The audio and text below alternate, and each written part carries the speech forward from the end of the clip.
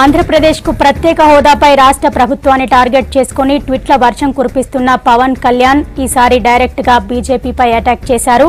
ఒక ఓటు రెండు రాష్ట్రాలు అని చెప్పి మోసం చేశారన్నారు పవన్. కాకినాడ తీర్మానం తర్వాత అధికారంలోకి వచ్చిన సమస్యని దాని ఫలితంగానే నిండు నూరేళ్లు బతకాల్సిన 1458 మంది తెలంగాణ యువకులు బలిదానమయ్యారని ట్వీట్ చేశారు.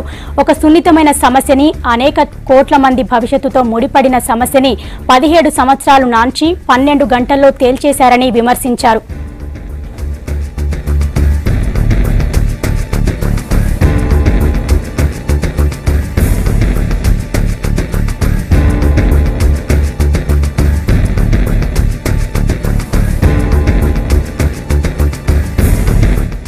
ఆంధ్రప్రదేశ్కు ప్రత్యేక హోదాపై రాష్ట్ర ప్రభుత్వాన్ని టార్గెట్ చేసుకుని ట్వీట్ల వర్షం కురిపిస్తున్న పవన్ కళ్యాణ్ ఈసారి డైరెక్ట్ గా బీజేపీపై అటాక్ చేశారు.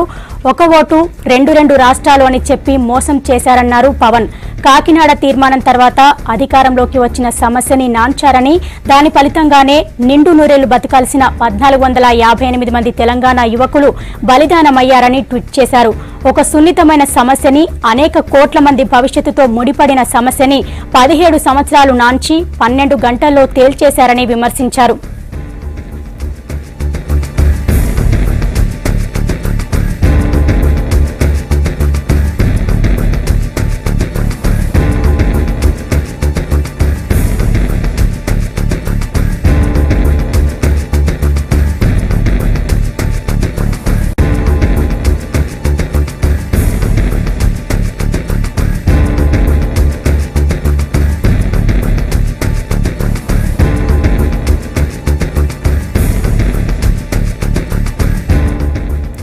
పవన్ ట్వీట్స్ కు సంబంధించిన విశ్లేషణ బుచ్చన్న లైవ్ లో అందిస్తారు. బుచ్చన్న, హోదాపై ట్వీట్స్ లో భాగంగా ఇవాళ పవన్ బీజేపీని టార్గెట్ చేయడాన్ని ఎలా చూడాలి?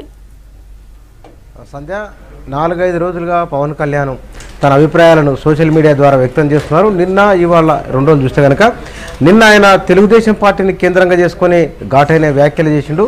ఆ ప్రభుత్వం నుంచి స్పందన రాగానే వెనువెంటనే ఈయన కూడా రియాక్ట్ అయ్యి సోషల్ మీడియాలో కామెంట్లు రాసిండు ఆయన. దాని తర్వాత ఏపీకి ప్రత్యేక హోదా విషయమై జరుగుతున్న చర్చకు అది పవన్ కళ్యాణ్ ట్వీట్ల ఒక ఉద్యమ రూపాన్ని తీసుకొచ్చే ప్రయత్నం చాలా బలంగా జరుగుతుంది. ఇవాళ ఏపీ పాలిటిక్స్ అన్ని పవన్ కళ్యాణ్ కేంద్రంగానే ఆయన సోషల్ మీడియాలో చేస్తున్న కామెంట్ల చుట్టే తిరుగుతున్నట్టు మనకు అర్థమవుతున్నది. అక్కడ యూత్లో ప్రధానంగా చంద్రబాబు నాయుడు 3 రోజుల కింద చేసిన కామెంటు, చంద్రబాబు నాయుడు మంత్రివర్గంలో ఉన్న కొందరు మంత్రులు చేసిన కామెంట్లు, వీటన్నిటి కూడా ఆయన వరుసగా సమాధానాలు ఇస్తున్నారు. జల్లికట్టుకు ప్రత్యేక హోదాకు సంబంధం ఏమిటి అంటే, ఒక సంప్రదాయానికి ఆ విధంగా వాళ్ళు స్పందిస్తే కనుక ఒక తరానికి సంబంధించిన భవిష్యత్తు కాబట్టి దీనికి ఎంతలా ఉద్యమించాలని ఒక అంశాన్ని ఆయన ట్వీట్ చేశారు. దీంతో పాటుగా పవన్ కళ్యాణ్ ప్రత్యేక హోదా విషయమై ఇక్కడ ఆందోళన చేయడం కాదు, నేరుగా మోడీ వద్దకు వెళ్ళి కూర్చొని మాట్లాడుకోవచ్చు కదని అయ్యన్న పాత్రుడు చేసిన కామెంట్ కూడా ఆయన తీవ్రంగా స్పందించారు. ఎన్నికల ప్రచార సభలో తాను మోడీతో కూర్చున్నానని, కానీ వాళ్ళ పార్లమెంట్లో మీరు ఆయన పక్కన కూర్చున్నారు కాబట్టి మీరెందుకు మాట్లాడకూడదని ప్రశ్నించారు. ఇదే విధంగా మీరంటే ఇట్లా మాట్లాడుకుంటూ ఎవరికి వారు వదిలేస్తే కనుక ఏపీ భవిష్యత్తు ఏం కావాలన్న ప్రశ్న కూడా వేశారు. ఇవన్నీ కూడా పవన్ కళ్యాణ్ బలాన్ని మరింత ఏపీలో పెంచుతున్నాయి, అధికార పార్టీని మరింత ఇరుకున పెడుతున్నాయి. దీంతో పాటుగా బీజేపీ పైన కూడా ఆయన తీవ్ర స్థాయిలో విమర్శలు చేశారు. చాలా సున్నితమైన విషయంలో కేంద్ర ప్రభుత్వం వ్యవహరించిన తీరు, అదేవిధంగా కాకినాడ తీర్మానంలో బీజేపీ చేసింది అది ఒక ఓటు 2 రాష్ట్రాలని చెప్పింది.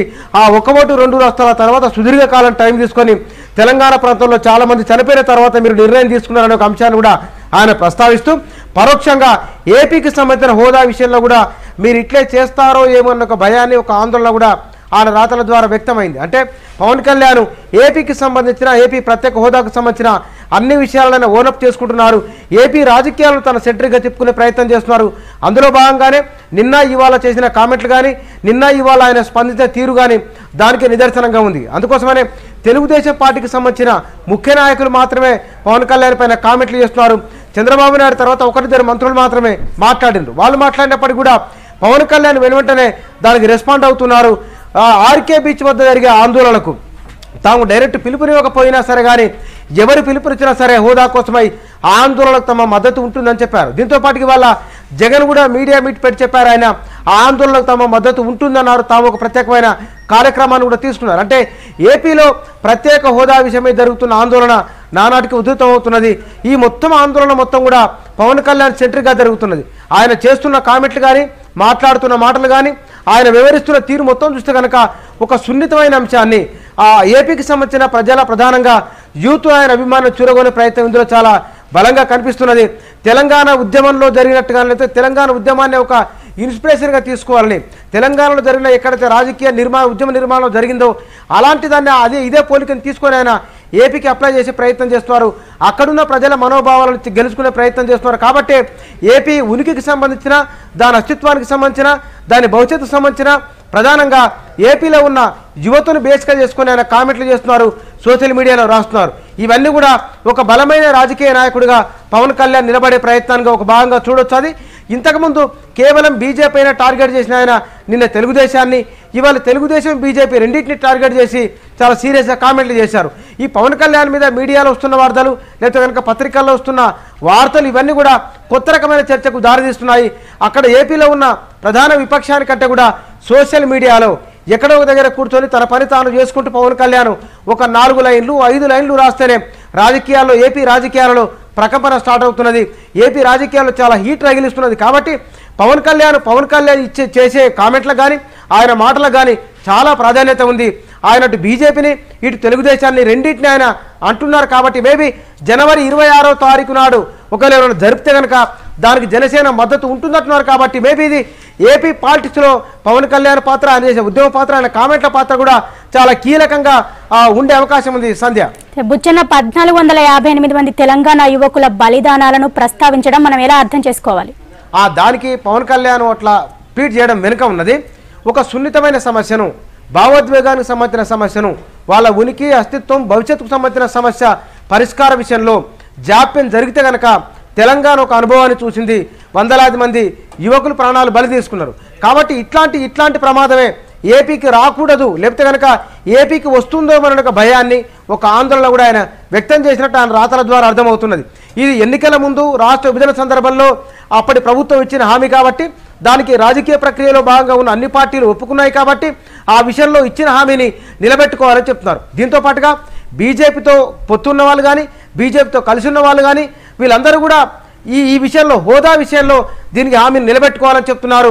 తెలంగాణకు జరిగిన ప్రాణ నష్టాన్ని ఏపీకి జరగనియొద్దని చెప్తున్నారు. అలాంటి పరిస్థితి రాకూడదని ఒక హెచ్చరిక కూడా ఇటు తెలుగుదేశం పార్టీకి, అటు బీజేపీకి, ఈ రెండింటికి పవన్ కళ్యాణ్ చేసినట్టు మనం అర్థం చేసుకోవచ్చు. దీంతో పాటుగా ఏపీలో నిజంగానే హోదా విషయంలో నిజంగా రాజకీయ నిర్మాణం జరిగి పెద్ద ఎత్తున ఉద్యమం జరిగి నిజంగా లక్షలాది మంది ప్రజలు వీధుల్లోకి వస్తారంటే పవన్ కళ్యాణ్ పెట్టిన సభల ద్వారానే అది ప్రూవ్ అయింది. మేబీ పవన్ కళ్యాణ్ కన్నా ప్రధానంగా ఆయనకు వస్తున్నది 18 నుంచి 25 సంవత్సరాల వయసున్న వాళ్ళే చాలా ఎక్కువ సంఖ్యలో వస్తున్నారు. కాబట్టి ఆ బలం ఆయనకు 3-4 సభల తర్వాత పవన్ కళ్యాణ్కు తన కెపాసిటీ తెలిసింది. దీంతో పాటుగా ప్రభుత్వానికి కూడా పవన్ కళ్యాణ్కు ఉన్న సామర్థ్యం ఏందో కూడా ఆ ప్రభుత్వానికి అర్థమైంది. మేబీ కేంద్ర ప్రభుత్వానికి కూడా అర్థమై ఉంటుంది. దీన్ని ఆయన చాలా అనుకూలంగా వాడుకుంటున్నారు. ఏపీ ప్రజలకు మరింత చేరువయ్యే ప్రయత్నం చేస్తున్నారు. ఏపీలో ఉన్న అక్కడ సున్నితమైన అన్ని అంశాల పట్ల పవన్ కళ్యాణ్ వరుసగా స్పందిస్తూ వస్తున్నారు. ఇప్పుడు ఆయన చేతికి దొరికిన మంచి ఆయుధం హోదా. ఈ హోదా విషయంలో కూడా ఆయన ప్రాణ నష్టం జరగకుండా ఎక్కువ మందికి ప్రయోజనం వచ్చే విధంగా తనకు మరింత ఎక్కువ మైలేజ్ వచ్చే ప్రయత్నం కూడా ఆయన చేస్తున్నారు. సందేహకరంగా గమనించాల్సిన విషయం ఒకటి ఉంది. 26వ తారీఖు నాడు ఆర్కే బీచ్లో నిరసన జరిపిన పవన్ కళ్యాణ్కి ప్రయోజనం. ఒకవేళ నిరసన జరగకుండా ప్రభుత్వం అడ్డుకున్నా సరే పవన్ కళ్యాణ్కు మరింత ప్రయోజనం ఉంటుంది. మరింత నాయకుడిగా ఆయన ఎదగడానికి, ఎస్టాబ్లిష్ కావడానికి చాలా అవకాశం ఉంటుంది. ఈ విషయంలో ప్రభుత్వం పవన్ కళ్యాణ్తో మెట్టుదిగా ఆయన మాట్లాడడం తప్ప, పవన్ కళ్యాణ్ కలుపుకొని పోవడం తప్ప మరో మార్గం లేనలేదు. ఆయన ఇంత ఇబ్బందులకు గురి చేస్తే కనుక పవన్ కళ్యాణ్ చేసిన కామెంట్లకు వాళ్ళు రెస్పాండ్ అయ్యి మళ్ళీ తిరిగి ఏమన్నా వాళ్ళు వ్యాఖ్యలు చేస్తే కనుక అది ఎటొచ్చి తెలుగుదేశం పార్టీకి ప్రమాదం. దానికంటే కూడా అంతో ఇంతో ఎదగాలనుకున్న బీజేపీకి అసలుకే మోసం వస్తుంది. కాబట్టి ఈ విషయంలో ఆ రెండు పార్టీలు తగు జాగ్రత్తగా ఉండే ప్రయత్నమే చేస్తున్నారు ఇప్పటికైతే. కాకపోతే కనుక పవన్ కళ్యాణ్ చేస్తున్న కామెంట్లు కానీ, ఆయన రాస్తున్న రాతలు కానీ ఇవన్నీ కూడా ఏపీ రాజకీయాలను మొత్తాన్ని ఒకానొక దశలో మొత్తంగానే ఈ దక్షిణాదిలో ఉన్న రాజకీయాలపైన కూడా ఆయన కొన్ని కామెంట్లు చేస్తున్నారు. సంస్కృతి పైన, సంప్రదాయం పైన, ఉనికి పైన, అస్తిత్వం పైన, హోదాలపైన, మొత్తంగానే ఈ భవిష్యత్తు పైన చాలా మాట్లాడుతున్నాడు. పవన్ కళ్యాణ్ మాటలను కూడా చాలా తాత్వికమైన కామెంట్లు ఉన్నాయి. ఇవన్నీ కూడా ఆయనకి ఏంటంటే తనకున్న క్యారెక్టర్ని చెప్పుకోవడానికి, తనకున్న పట్టుదలను చెప్పుకోవడానికి, ప్రధానంగా ఏపీ ప్రజల కోసమై తాను ఏం చేస్తున్నాడో చెప్పుకోవడానికి బాగా ఉపయోగించుకుంటున్నారు.